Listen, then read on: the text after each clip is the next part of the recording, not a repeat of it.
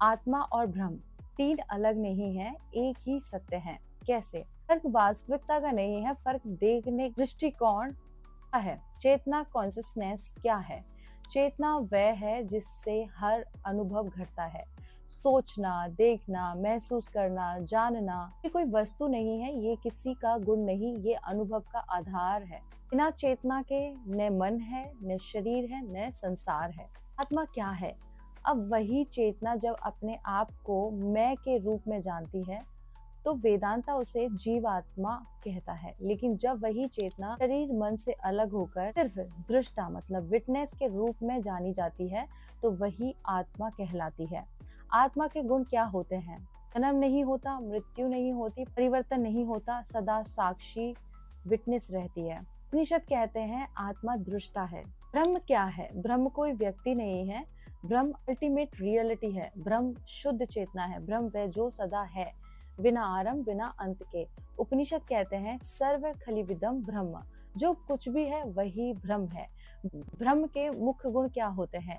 जन्म नहीं होती, मृत्यु नहीं होता, रूप नहीं, निराकार फॉर्म होती है, समय और स्थान से परे, करता नहीं, भोगता नहीं, सदा साक्षी विटनेस होता है, जो सबको अनुभव करता है पर स्वयं अनुभव का विषय नहीं बनता, वही ब्रह्म है। आत्मा और ब्रह्म का क्या संबंध है?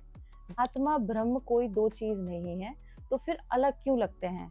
क्योंकि ब्रह्म सार्वभौमिक दृष्टि से देखा गया सत्य है और आत्मा व्यक्तिगत अनुभव में वही सत्य है। जैसे आकाश एक है, घड़े में बंद आकाश अलग दिखता है, घड़ा टूटते ही भेद समाप्त होता है। भेद वास्तविक नहीं होता, केवल उपाधि, शरीर, मन का भ्रम होता है। जीवात्मा कहाँ आती है? चेतना प्लस मन प्लस अहंकार इज इक्वल टू जीवात्मा। चेतना बिना उपाधि इज इक्वल टू आत्मा। आत्मा के बिना किसी दृष्टिकोण के जानना ही ब्रह्म है। अगर चेतना एक ही है तो इंसान और जानवर में फर्क क्या है? फर्क चेतना में नहीं है, फर्क चेतना के माध्यम इंस्ट्रूमेंट में है। कैसे? पहला है चेतना कॉन्सियसनेस, दोनों में एक ही है। वही चेतना इंसान में भी है, वही चेतना जानवर में भी है, वही चेतना पेड़, कीड़े, पक्षी सब में है। चेतना न कम होती है न ज्यादा होती है, चेतना कभी अलग अलग नहीं होती है। तो फर्क कहाँ है? उपाधि, इंस्ट्रूमेंट, व्हीकल में। वेदांत कहते हैं अनुभव चेतना से नहीं उपकरण से तय होता है। जैसे एक ही बिजली पर बल्ब अलग अलग वॉट का रोशनी कम ज्यादा लगती है पर बिजली एक ही है। तीसरा है जानवर का उपकरण कैसा है? मन की बुद्धि सीमित, अहंकार सरल, आत्मचिंतन नहीं होता।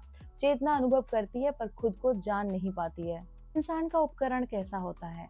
विकसित मन होता है, विवेक, बुद्धि, कौन हूँ पूछने की क्षमता होती है, आत्मबोध की संभावना। चेतना ने सिर्फ अनुभव करती है, खुद को जान भी सकती है। यही मनुष्य जन्म की विशेषता है और मनुष्य इस जन्म को ऐसे ही व्यर्थ कर देता है फालतू की चीजों में। पांचवा, इसीलिए शास्त्र कहते हैं आत्मा सम्मान है, चेतना एक है। एक जन्म अलग अलग अनुभव के लिए है। इंसान मोक्ष का द्वार है, जानवर भोग और प्रवृत्ति का चरण है। इसलिए मूल आधार को आदमी। चेतन मन क्यों आपकी बात नहीं मानता? आप आदेश देते हो, विश्वास नहीं। एक बार विश्वास करके देखो अपने अवचेतन मन पर। शब्द बोलते हो, भरोसा नहीं रखते। अवचेतन शब्द नहीं है, विश्वास मानता है। जहाँ भरोसा नहीं, आदेश नहीं चलता। इसलिए भरोसा जरूरी है। पुराने प्रोग्राम भारी हैं, बचपन से भरे विश्वास अभी भी सक्रिय हैं।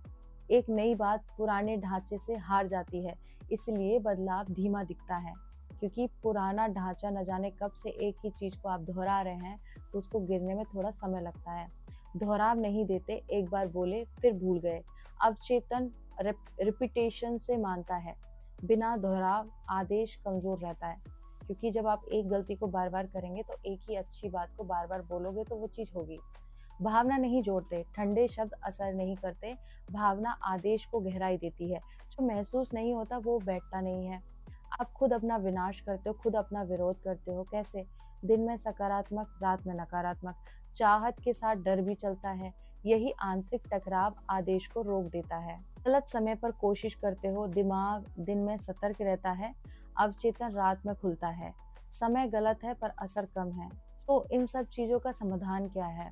चेतन जिद्दी नहीं है, प्रशिक्षित होता है। भरोसा प्लस दोहराव इज इक्वल टू भावना पर नियंत्रण। सही तरीके से आदेश दो, अब चेतन की ही दिशा में काम करेगा। कैसे करें ये काम? तो ये जानकारी आपको अच्छी लगी है तो वीडियो को शेयर कर दीजिए और मेरे साथ बोलिए ओम नमः पार्वती पते हर हर महादेव शिव शंकर।